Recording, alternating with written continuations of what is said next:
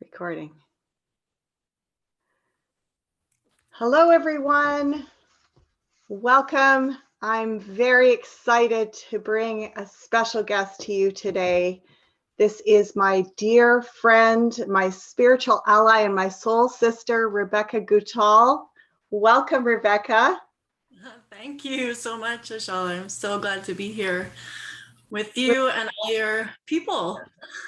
Thank you. Rebecca and we go back a long way, over 2 decades, and she's been one of my greatest friends, incredible teacher and mentor in so many areas.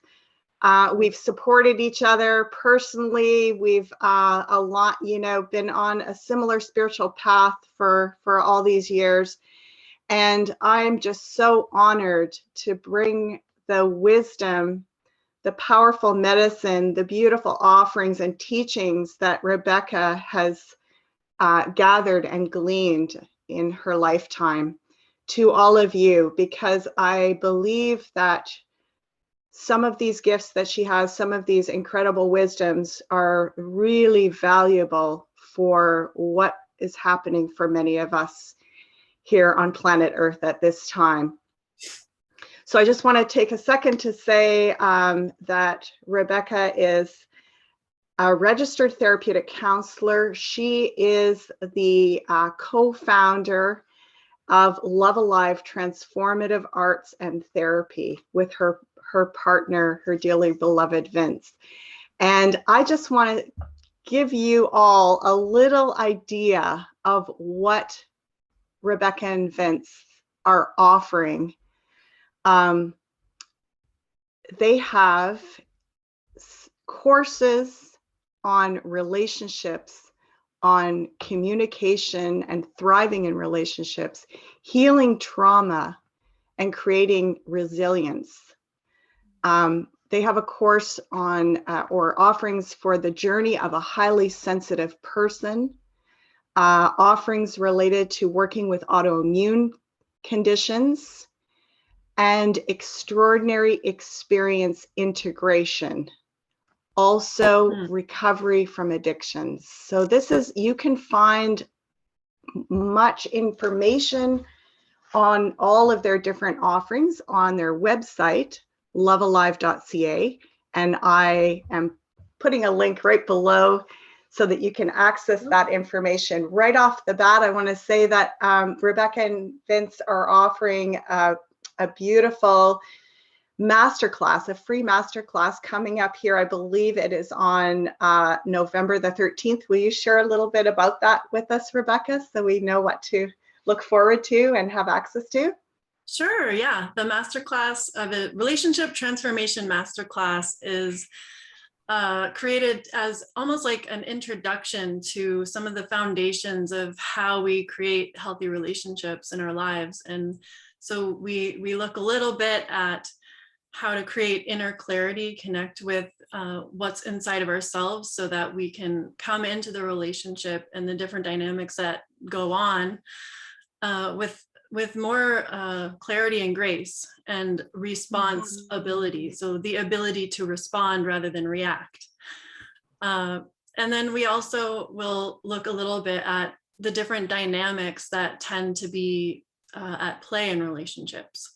Wow. So, yeah, that's just a little taste. There's going to be more. And it will maybe depend a little bit on the sharing from the group that shows up. So I hope that you all consider checking it out. Yes, definitely. And I want to give a powerful testimonial, really, truly. My daughter and I took an earlier version of the course that now I understand has developed into Thriving Relationships. Secrets of Thriving Relationships. Secrets of Thriving Relationships. And, I know it could be a bit of a misconception. People may think, oh, well, I'm not in a classified relationship right now, so this isn't going to hold a lot of value for me at the moment. However, really what I took from this incredible teaching and wisdom is that the relationship, so much of what happens in any kind of relationship, I mean, our relationship with what's going on in the world, our relationship with our, our friends, our co-workers, and life in general starts with our relationship with ourself and our ability to perceive what's going on inside. And so this is what I gleaned from Rebecca's teachings and her workshop. And my daughter and I both just were so transformed and profoundly influenced by those teachings. So, I mean, it goes everything from the esoteric to the deeply scientific and everything in between. I'd like to jump in, Rebecca, with a pretty powerful topic. We've been bandying back and forth, preparing to share online for a few months now. And some of the topics that have been running along through our minds and we've been exploring are things like trauma, anxiety, seeing so much of that in working with clients at this time. But I woke up this morning and I realized that what I'm seeing the most at this time with my clients is a real coming up against their experience of what they may term as a type of powerlessness, and also their relationship with power dynamics in their lives, and especially with the dynamic of what's going on in the world and feeling that sense of control that is seeming to be put on us, and what happens to us when we're put in that position of feeling like we are losing control of our lives. So I messaged Rebecca this morning and said, are you willing to jump into this? Because it feels like it's really the progressive edge of what's happening right now. And she said yes. So thank you, Rebecca. Please jump into this topic wherever you'd like to begin, and we'll see where we get to. Awesome. Thank you, Ashala. Yeah, it's a huge topic, really. I guess the first thing that came to my mind and my heart when you brought this forward is just the power of this time that we're in. And I know many of us, we keep on coming back to that because, if any of us are following astrology or even just paying attention, to what's going on in the world and what's going on inside ourselves and in our relationships, we are in an extraordinary transformational time. Mm-hmm. And to just really acknowledge that and know that we're being called, that's what I'm talking from my own experience, the challenges how I am feeling challenged in it all. I'm being called into my greatest, deepest healing through these different challenges that are coming in and coming through in life at this time. And so in a way, it's the greatest blessing, it's just like, wow.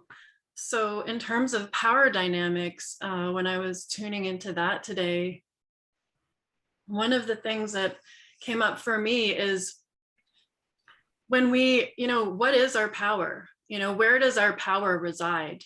And our power is in our ability to choose how we respond to life.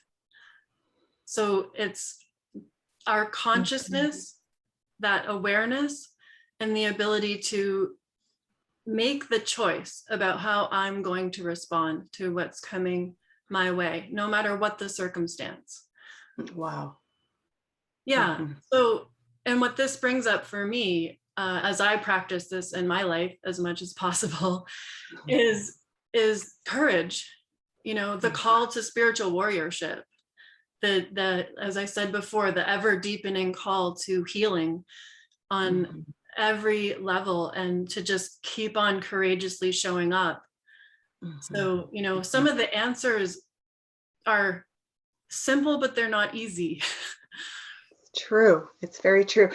Now, when you're saying this, speaking about courage, and our ability to respond in a good way to what's going, like whatever's showing up in our lives, it reminds me of many things that you shared in the relationship skills course. around what part of us responds from that place of courage, and what part of us responds from a place of fear and anxiety. And I recall that you were sharing this whole spectrum of, I believe it's the polyvagal theory, is that correct? Which really, in a beautiful way, gives a very scientific description of these different states that we may find ourselves in as human beings. And once we understand how that works, I think it's a lot easier to acknowledge if you're in a certain kind of state. Of course, you're going to react very sensitively, very fearfully, with a lot of anxiety, because you're likely in a sort of trauma-induced state or whatever, or trauma-associated state.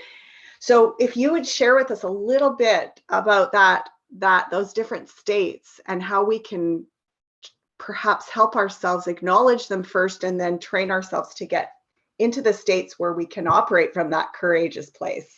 Yeah, woohoo! Well, there's so many interconnected kind of threads to all of that, and maybe I'll just kind of go back to the power dynamics piece to start from there. Sure.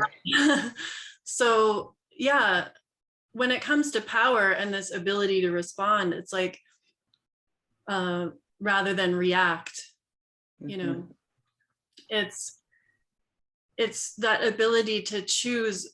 You know, we're reactive when there's a part of us subconsciously that agrees with what's being put forward.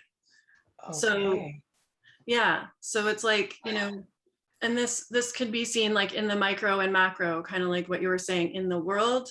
You know, there's a part of us that resonates with, you know, perhaps the fear or the threats. Like we agree that this is, you know, what it is. And so and also, yeah, we agree these things have real power over us or something. Exactly. Yeah. And we, you know, we give that fear our attention. And so it's like that there's a big piece of our power where we're agreeing to that. And we don't have to agree to that. We don't have to agree to give our attention there. And it's the same with, like, to give a more kind of personal example, one of the interesting teachings that I've received in it, I mean, it's more than interesting, it's actually kind of, it touches my heart to think about how many of us who have, you know, suffered different forms of abuse, we only take the amount of abuse that we abuse ourselves internally. Wow. Yeah. So it's like a reflection of our inner reality, our inner belief systems. And another word, I'm also using the word agreement, because they're connected. It's our beliefs are things that we agree to, and that's things that happen subconsciously. These beliefs, you know, they get formed in childhood. So I'll just jump to that, because this is going to lead into the polyvagal theory a little bit. Okay. But it's basically, just to put it really simply, when we're young and when we're little children, when, you know, hard things happen to us and we experience different emotional wounds, when we're children, we can't understand that it's the, you know, the caregiver has maybe not been able to show up for us in the ways that we needed. The only way we can understand that reality is to make it mean something about ourselves. Wow, so yes. Yeah, so then we, you know, we start to believe that we're not good enough. We start to believe we're not worthy of love. We start to believe that we don't deserve to be, you know, treated kindly, or that that safety will never be available to us, or whatever these, you know, these deep conscious or that, you know, the things that we need to survive come with a heavy laden dose of power dynamic attached to them. Right. Yeah. Yeah. And so we have to, do things to get what we need. We have to prove Yeah. our worth all the time. We have to, And agree to things and so on. yeah. Yeah. So the way this impacts, our lives as we grow is that it creates almost like a perception filter, because we're always unconsciously seeking our environment for the things that look similar, that might touch on those wounds and cause that pain, so we can defend against that. Oh, right. Yes. And the way that perception works is that we can only take in so much. So we see the things we're looking for, and we don't see all the other realm of infinite possibility of what's going on around us. Okay. Now let me see if I get this right. So what you're saying is that we're kind of like, we've been conditioned in this way to be responding or reacting based on what could be threatening and what we have to do to navigate that, and what we've learned to do or conditioned ourselves. And because we're always watching out for that, that's the filter or the lens that we see things through. We mostly see the things that are threatening to us, and we don't see as much of the full spectrum of opportunity or possibility. Yeah. Wow. Yeah, exactly. And so, and then also part of that structure is that we create these, we're not consciously creating them. We have developed defense strategy behavior so that we can survive in whatever circumstance we grew up in. So none of this is wrong or bad. It's kind of like the way that we've evolved to help us survive. Yes. And on another level, at this time, though, we're being called to bring into the light the subconscious, like what's hidden in the shadow, so that it can be healed. So that means all these different beliefs that we have about ourselves in the world that are actually not in alignment with the truth of all creation. And the truth of all creation is it's love. It's love. Yes. So yes, that's we'll maybe touch on that or go deeper into that a little bit later when we talk about practices or ways that we can respond rather than react and help ourselves through this process. So the reason why I explained this perception filter piece and the defense strategies is whenever we're getting emotionally upset, or and that energy is rising, like many of us think of that as being triggered, you're starting to like feel the heat kind of thing. And so as that's happening, what that is it's a fight or flight response, and the hormones of stress are coming out. So that's like the adrenaline and the cortisol, and when that happens, it's our body is preparing to either fight or flee, which means all of this energy is going out of the front part of our brain, the thinking part, the feeling. This is the part that is in charge of thinking, connection with other people, and creativity. And that would be kind of like that, where we could even solve problems from that creative place. And work together on things and find comfort. And so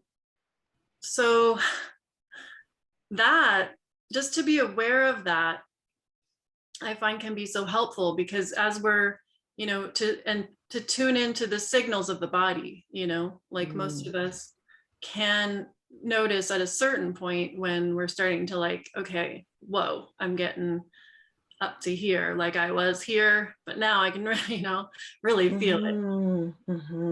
And to practice taking a pause, really, like even just a breath. And if you really need to, because it's so intense, take a time out. And just give your senses a break, even. Like turn off all the stimuli Yes. So in Close this your case, eyes.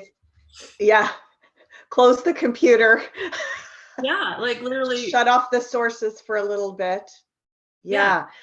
Yeah. Um, it's interesting. This is kind of reminding me, I just want to jump in here for a second because it's reminding me this ability to come into that state, which we were speaking about earlier, like that state of courage, where you feel what you have control over, what you have the power is the power of your perception and the power of your response, your ability to respond to what's happening. It's very similar when I teach, when I'm doing my intuitive development work and teaching people how to work with the tarot and do different types of divination.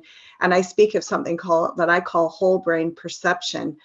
And what that is exactly what you're referring to. It's where we are not in the triggered state of anxiety or hypervigilance where we're trying to find a solution, like, oh, I got to do the cards and get an answer to this question. And oh no, is this right? Am I reading this right? It's this other state where we're actually, I call it like, it's a very heart-centered state.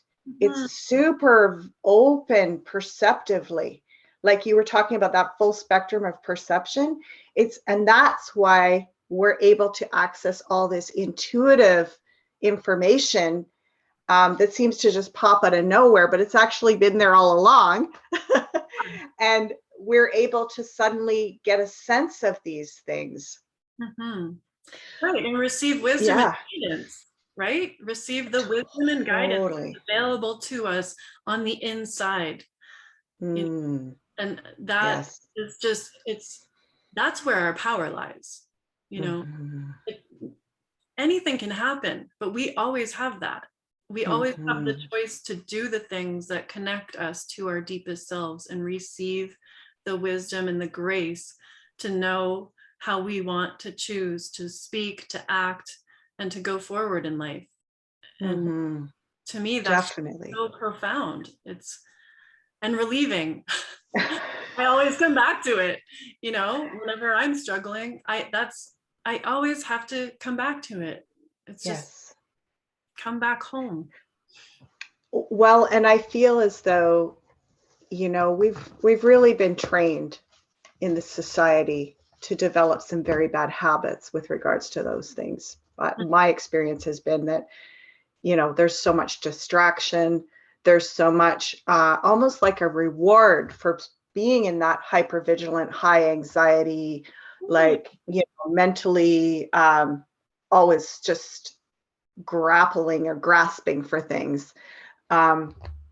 And where the motivations come from when you're in that state, it's always just about like, it's a power. You're trying to gain power. You're trying to gain back some kind of power and authority in your life.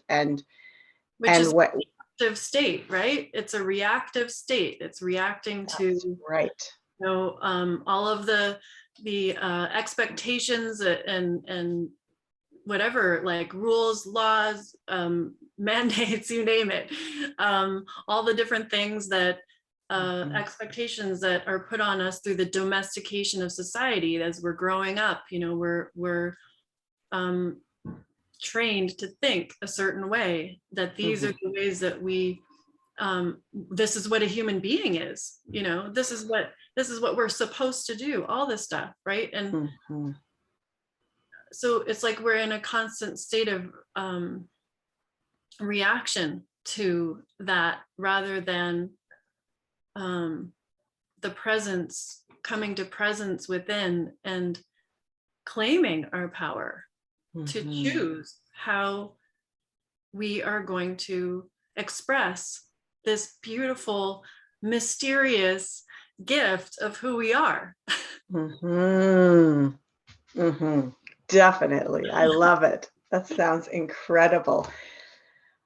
I would love you to share a little bit about the polyvagal theory, just because when you articulated that for me in the past, it really helped me to understand that how I perceive myself progressing in that way, and that just that awareness has helped me to better stabilize myself and make choices about what state I'm in.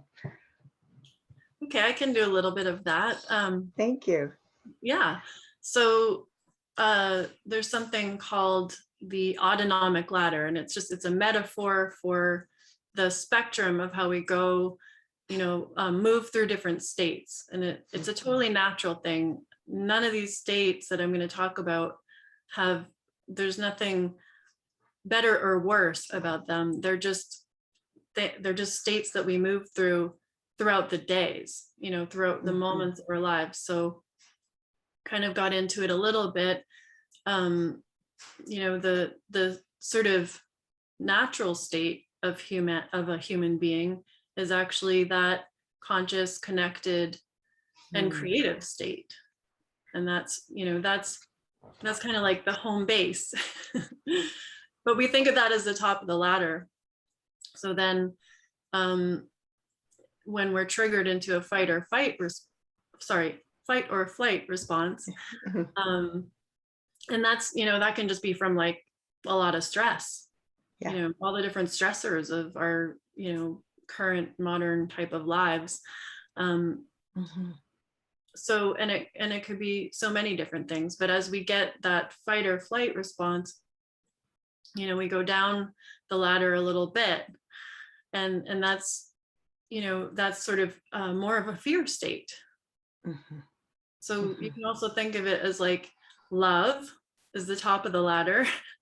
And then when we're affected by fear, we're moving down in the ladder into a state where we are less capable of using our thinking and creative mind, and that aspect of connectedness. Right. Together.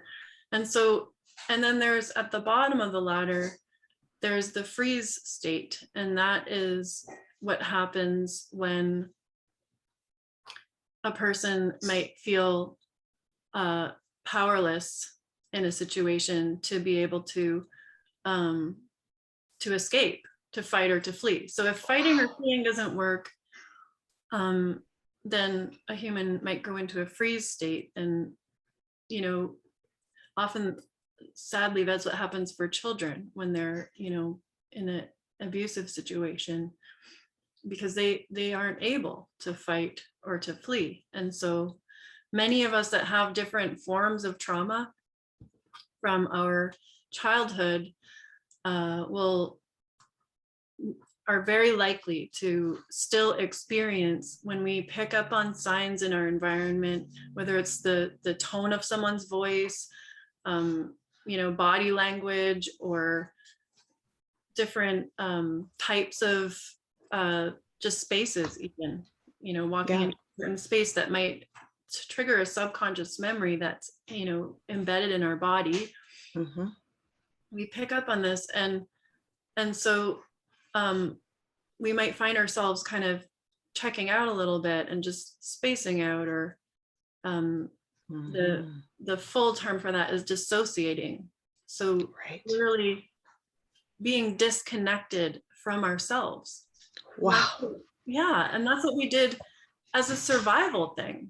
So like I said, it's not good or bad. It's just like, it's how we learn to survive. And well, go ahead. Yeah, just one more thing there. And that's where a lot of us get lost. What you were saying about hopelessness earlier really comes up for me at this point when we're talking about the freeze state, or the kind of checking out place. And yeah, I don't know. Did you want to say something? Well, I was just going to say that, unfortunately, it feels like this has grown into kind of like a chronic condition, where we spend more and more of our time approaching life from these lower fear-based states, and less of our time in that beautiful human experience of love, to the point where sometimes we virtually can't even remember what that feels like, or hold on to it for very long. And, you know, this, when we are looking at what's going on in the world at large and how much sway these dominant power mongering kind of, you know, energies have, even though we understand that in terms of numbers, how many of them there are and how many of us there are, they're way outnumbered. There's so many more of us in terms of, and even if we collectively could put all that power of love together, it would just like wash everything else away. Exactly. But we've lived in this kind of growing state of hypervigilant anxiety, fear-based.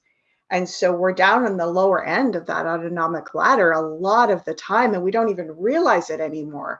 Yeah. And then when you add these you know, current narratives where we're being brainwashed 24/7 with all of this incredibly frightening information, it is, you know, really keeping us down in those places. And I want to go on, just if we could jump over to some of the ways that we are able to train ourselves out of those bad habits, because it really is like an entrenched conditioning.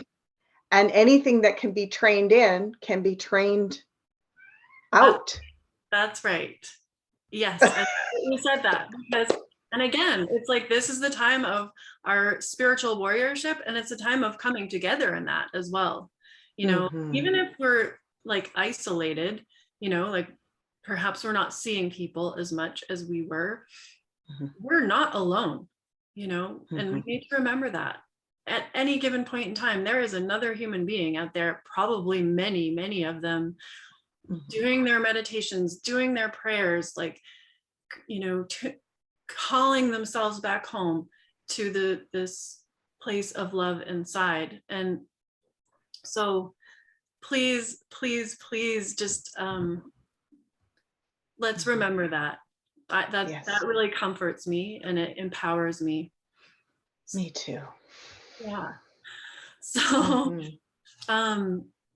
yeah, so this struggle that we have of, like you were talking about, of disconnect, you know, it's basically that's the key symptom of trauma. Really, if you want to call it a symptom. It's the expression. It's the expression of trauma, and many of us are feeling traumatized, you know, and it's intergenerational trauma as well. And when I think of, you know, that freeze, dissociated, checked out, disconnected place, that's also, you know, connected with that sense of hopelessness that you were talking about. And when I think about hopelessness, I think of that feeling of defeat. I think of that feeling of feeling lost, you know, and in mythic terms, it's like what I see is, you know, like that lost part of ourselves just wandering around in a dark, misty forest, like not able to find the home of the soul, or, you know, that sacred well in the center of the forest, that the life-giving well. And it's like, so, you know, finding our way back to the well is it's part of the quest. Beautiful. Beautiful. You know, and I feel like it's gonna, we've strayed so far that when we find our way back to those places, it really is so glorious and beautiful. Like, it feels so good, you know, and that can be an incredible incentive.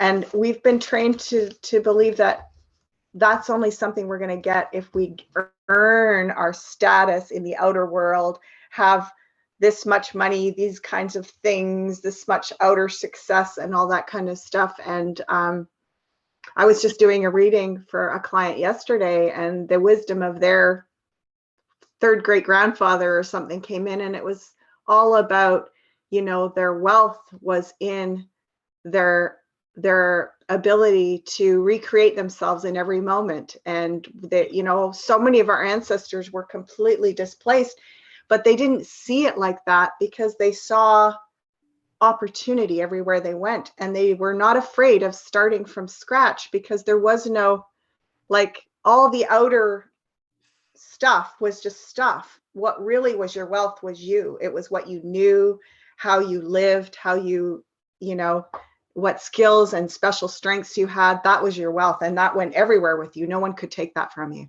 Yes. And at any given point in time, we can literally take a time out, shut down whatever it is we're doing, close the door, bring silence, close our eyes, and go enter the darkness within, enter the silence within, and really just be there and tune in and allow everything to just wash away into that place. And it's about, because what I wanted to say about this being lost in the forest is, and like seeking that sacred well of life within, is that, it's all about being with. So we tend to get freaked out by the different feelings that we're having. It's just like, oh, like, oh, that's so scary, and like, oh, that's so painful, and so we do things just unconsciously to check out from that. We literally, that's we have 1,000 different defense strategies to get us to not be with the pain and the discomfort. Yet that's actually the key, and the way home to yourself is having the courage to be with the pain, to be with the feelings, to actually be present with it, and developing that. It's like a muscle. Emotional tolerance. It is. After my daughter and I took Rebecca's relationship skills course this last winter, we really were amazed at how quickly bringing attention to some of these techniques and ways of looking at things and practices, how it did start to create a muscle that you could at least identify was there at the very least, and perhaps call on, and even start to get a sense of, wow, this is getting easier and stronger. And I absolutely love and treasure that gift, because I see what's possible and how fast we can reclaim so much of our authentic human capacity for that whole brain perception, that natural state of love. Rebecca, did you bring a practice to share with us today? I'm curious. I do have a practice. I'm so wrapped up in this conversation. I'm like, oh, there's so many different things. I know. Well, we'll finish that off, and then you can share the practice. That would be lovely. Sure. So finish off the things that were on my mind. Wherever you want to go with. Really? Yeah. Ooh, okay. I won't say it all, but I just wanted to say how, so power, it's like, when this whole power over thing is all connected with our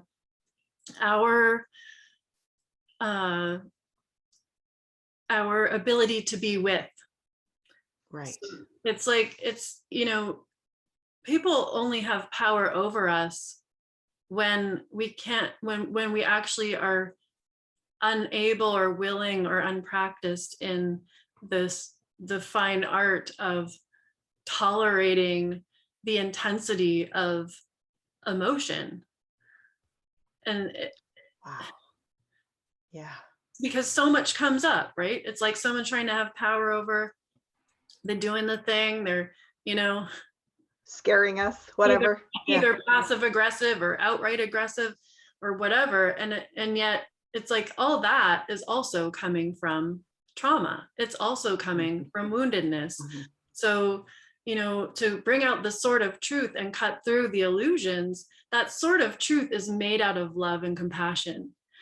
And that is what cuts through the illusion, to see it's like that the big power thing is actually people who are suffering inside and who have wounds. And so it's like our power is to be with these and to bring compassion to it, to our own pain and to that of others.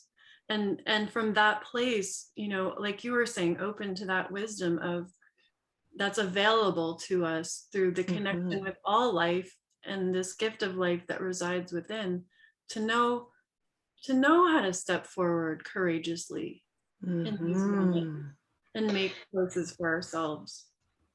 It's fascinating. I love this focus on the with and the without, because it seems like that's the big trick that's been really played on us by the controllers or the slavers. You know, I see us being like we are, you know, a few thousand years into being captured and enslaved, many of us, you know, the human condition.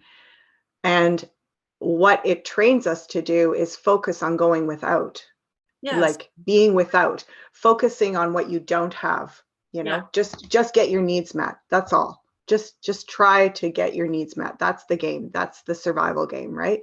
And it's all about what you're going without. Yeah, like you're focusing on what don't I have? What don't I have? Oh boy, let me tell you what I don't have. and then separated from ourselves, right? But like meanwhile, what are we with? What do we have? What is with us all the time? Yes. Okay, and this is one of the most powerful tools that we have that I was, you know, planning on sharing today, is to consciously make a point to notice the things in our environment at any given moment that give us that support our life, that give us pleasure, that give us, you know, that are beautiful. And that could be anything from, you know, this breath of life that we breathe every moment, which I think is actually, you know, the most powerful one to focus on, because this breath of life is giving us life. This air is giving us life in every single moment.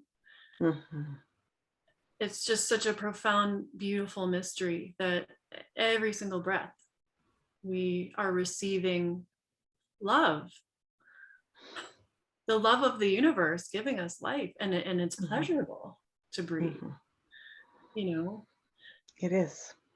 And to go to look around and be like, wow, you know, it's so nice that I have this bouquet of flowers, or that, you know, and how beautiful and exquisite they are, and the that I can turn on the light and I can see to read this book that gives me you know, nourishment and reminds me of uplifting qualities in life, or that I have this drum to play, you know, or that my little child is here with me and the sound of their laughter is just so sweet. You know, it goes on and on and on.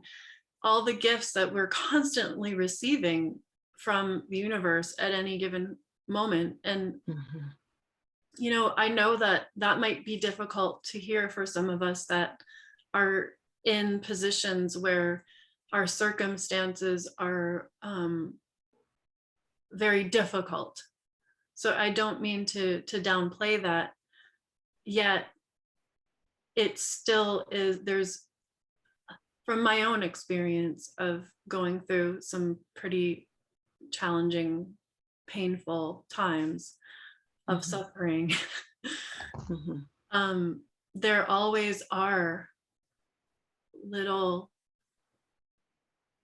sparks of light in that where, you know, you can actually focus on that. The power of our attention.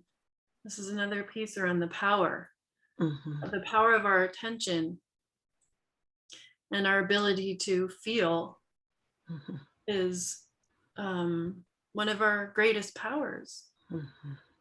You know, so tuning into those things and drinking them in, this, you know, and so another piece, another practice is working with the voice. So vocalizing, because our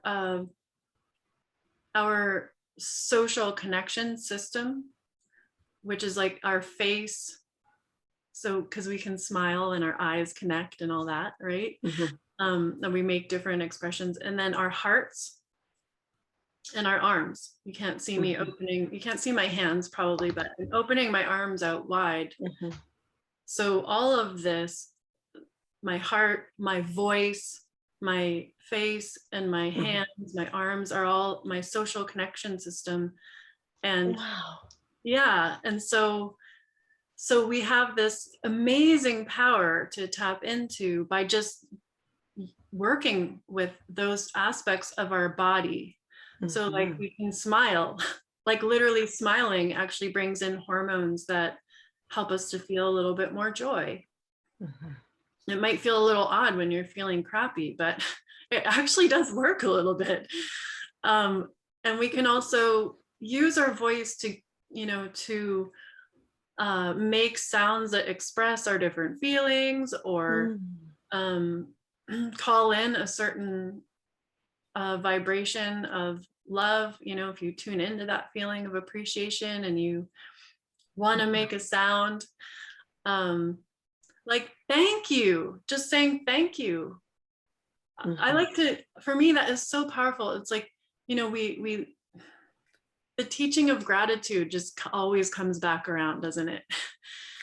You know, I just have to interject here, Rebecca, because over the years, all these decades I've known you, and Rebecca is not kidding. I've seen her in her most stressful or challenged moments, suddenly almost in a state of tears or overwhelm, just put her arms open and go, thank you.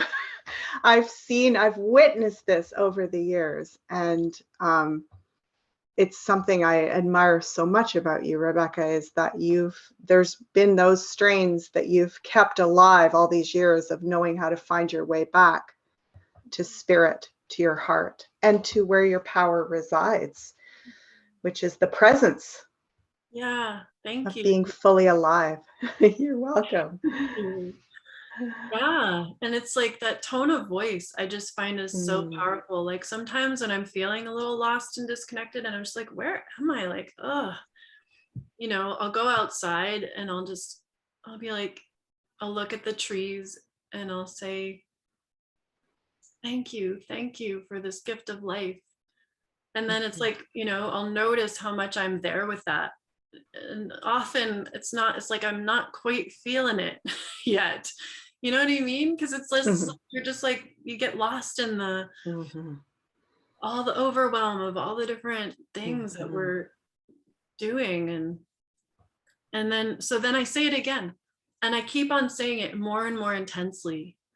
Thank you for this gift of life. Thank you, sacred trees, for the air that we're breathing together. Like I just keep on literally saying it stronger and stronger out loud, so that eventually it's like my whole spirit comes into alignment with that what I'm saying in that way. And it's just like, oh, there it is. There I am.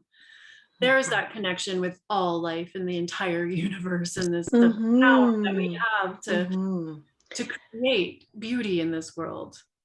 Absolutely. And people have so many different ways that they can have those relationships of coming back into a place of gratitude, into a place of peace, which is very connected to our power. I'm almost hearing the guide saying peace, power, and purpose. You can't really separate them. They're all right there together, you know? And if we're in this situation, wherever we find ourselves, I've been working with so many clients in this last little while, really helping them to be at peace and see the power of their purpose in this moment, like that everything is perfectly aligned. This is exactly how it's supposed to be unfolding. And we waste so much time. I call it mental shrapnel. We're up there doing damage in our brains by wasting time thinking about we shoulda, coulda, woulda, won't, can't, don't. Like, it's like, yeah, the self-critic and the inner judge. oh my gosh. As soon as you know Yeah. it, it's just like, okay, you know, and then you get judgment. My experience is then I get judgmental about being judgmental. Just stop it, you know. And it What's wrong with me? Why? Yeah. Yeah, there's like this point where it's like, let that just fall away like the autumn leaves to compost and create fertile soil for next, you know, for the next Yeah. Yeah, thing. that's like we just clunk down that autonomic ladder, clunk, clunk, clunk. Yeah. And really we can find our way back up that autonomic ladder pretty Mhm. succinctly, like you said, especially when we develop different practices that, you know, we can train ourselves. Oh yeah, this is how I get back there. Yeah. Yeah. Another, you said 3 words and I'll share with you mine. Okay. So consciousness, compassion, and creativity. Ooh, the Yeah. 3 C's and the 3 P's. I love it. Yeah. Because it's so neat. Yeah, because when we bring the light of consciousness to whatever it is we're feeling and going through, and then we bring that compassion to that place, and we decide to be with ourselves and have that courage, another C word, to be Yes. with these, you know, deep aspects of ourselves in compassion. That's what, you know, when a hurting child, when a child gets hurt, we run to the natural thing that we do is we run to our parents or our caregivers for comfort and compassion. And we need to be held like this, you know, until we stop crying from that skinned knee or whatever happened. And Yes. that's what this with, that's when I keep saying with, that's what I'm trying to express, is just to actually do that and be with ourselves in that place of compassion and comfort, you know. That's where healing comes from, not by trying to get away from it. And so yeah, the Thank you. consciousness, compassion, and from that place, creativity. We have the Activity. power to Yeah. create new patterns, choose what we're calling in, create new practices in our lives, you know. Just even this, like we were talking about, taking a moment just to be still, and then decide where we want to put our consciousness. Yes. Or using our feet. One thing that's really come through lately is this is an ancient teaching, that the earth is our mother, and also we can think of the land almost as a giant drum, and our feet are, when we dance and when we step on the earth, we're making drum beats. Wow. Making drum beats. And so, you know, in our hearts are pumping, our hearts are a drum. So it's like, this is another place where we have a power that is so profound. We can open up our arms, you know, and open up our hearts and call it in with our voices, and literally make the song and the drum beat of our sacred prayers of love woven into the earth through our footsteps, you know, through our movements, through our walk. And that our awareness that we are standing on our mother and treating her like that beautiful giant drum that she is. When I do my meditations with my students, one of the things I like to imagine is our earth mother is, well, she has a heartbeat, and it's a magnetic pulse. And that magnetism is her hugging us. She's holding us tightly so we don't float away with her the gravity of her love. she's yes, she's squeezing us squeezing our feet when we stand up, squeezing us when we're laying down in bed. She's hugging us all the time. Otherwise, we'd be floating away. So, you know, that's I think also what you're talking about. And we become numb to these miracles. We really do. And we've been trained culturally through the last few millennia to numb ourselves from the power that is right with us all the time. So we're back to power. I want to, do you have one specific practice? I know you were mentioning that you were going to share a specific practice with us. Before we do that, I want to take a moment, Rebecca, if you're okay with that, to go to your, first of all, your masterclass is coming up on the November the 13th, Saturday, November 13th. Yeah. And that's a free masterclass, which people can register for. You're going to see the link below for that class. And I'm guessing you probably have a maximum number. So the sooner people can get on there, the better that would be.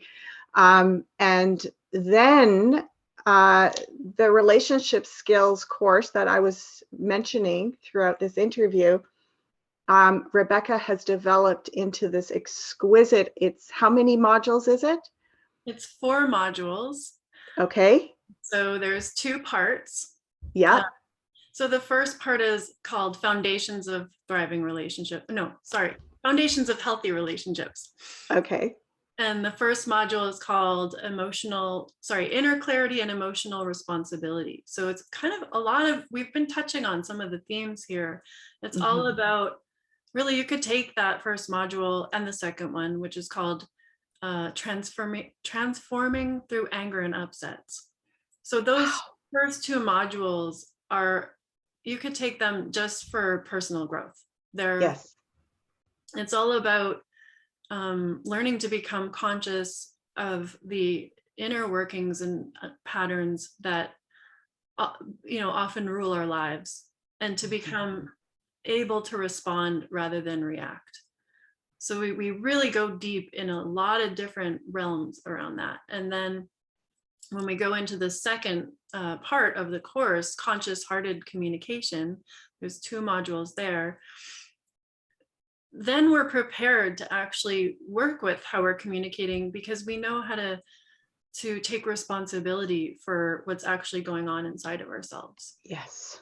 And that's such a key part of any relationship. So knowing how to talk and knowing, all these different sort of aspects around communication often doesn't go that far when you don't have the tools and the skills to practice the self-awareness and the choice making around how we want to respond and how to reflect. What are the things that I need to reflect on to be able to come back to maybe a conflict or a situation that was challenged in a relationship with the clarity and the honesty to build understanding between those 2 people. So anyway, I could go on and on about that because it's passionate for me. Well, and I really want to share with everyone that these courses are absolutely loaded with so much practical information, like the scientific research, all the different modalities that Rebecca has worked with over the years that she draws from to coalesce her unique offering is just extraordinary. Like, every 2-hour class, like you're creating a workbook that's accompanying this series. Is that right? Yes. By the time, if you choose to join me on this adventure with this Secrets of Thriving Relationship course, by the time you have completed the course, you will have a thick amount of writing and all the notes, all the descriptions, and that is eventually leading to a workbook of sorts.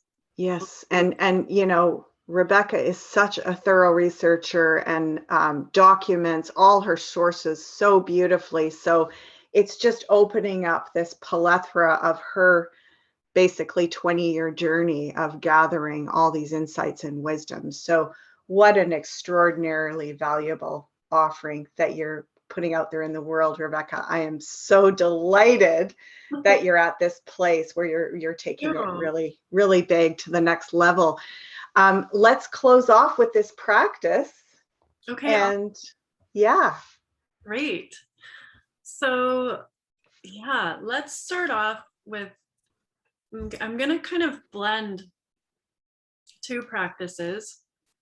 So, because I want to start off with the discomfort part. So when we're feeling stressed, a lot of times we feel it in our bodies in different places. So for me, that often is, a tension around my neck and shoulders, and even like tightness in my throat and stuff. Talk about needing to use the voice. So let's just take a moment, if you would like to join me in this, to just tune in to this moment. And is there some place in your body that just feels a little bit, like it's holding on and there's tension there? And when you start to feel it, just allow yourself to actually tense it up just a little bit more. So, and then consciously take a deep breath and just release that and just let it go all the way out, all the way out. And now let's just tune into our breath again and just breathe naturally. And really just notice how this breath of life is such an amazing mystery, a mysterious gift, this gift of life that we have been given. And as you continue to breathe naturally and open up that space inside your lungs, just notice your heartbeat. Just notice the feeling of your heart opening to this gift of life. And now just imagine that this breath of life, this air that you're taking in as you're breathing, is actually made out of love. And you're just receiving that love in with every breath. And just allowing the pleasure of what it is to be alive and receive this mystical, mysterious gift of air flowing into your lungs, this gift of love flowing into your lungs. And just take it in fully. And as you're doing this, you can tune back into maybe some of those places that were feeling tense or tight, and allow that love, that gift of life, to just settle on those places with compassion. And just feel what a gift that it is to be alive, and to know that at any moment you're being given this gift. To feel the pleasure of this love coming in, helping us to just relax.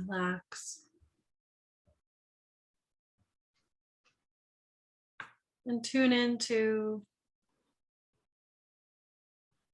myself, yourself. Say hello to yourself there. And give thanks to yourself. Every aspect, your mind, your heart, your body, your spirit. The appreciation for all those steps that you've taken, all the mystery of what our heart does as it pumps the blood through our bodies. what our lungs do as they take the air in and out. What our eyes do as they take in the sights, and our ears as they take in the sounds.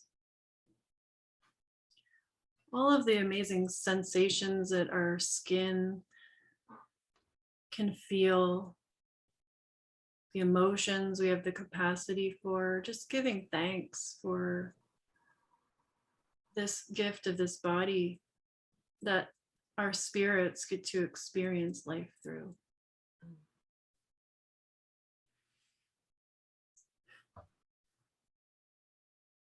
So we can go on and on from there.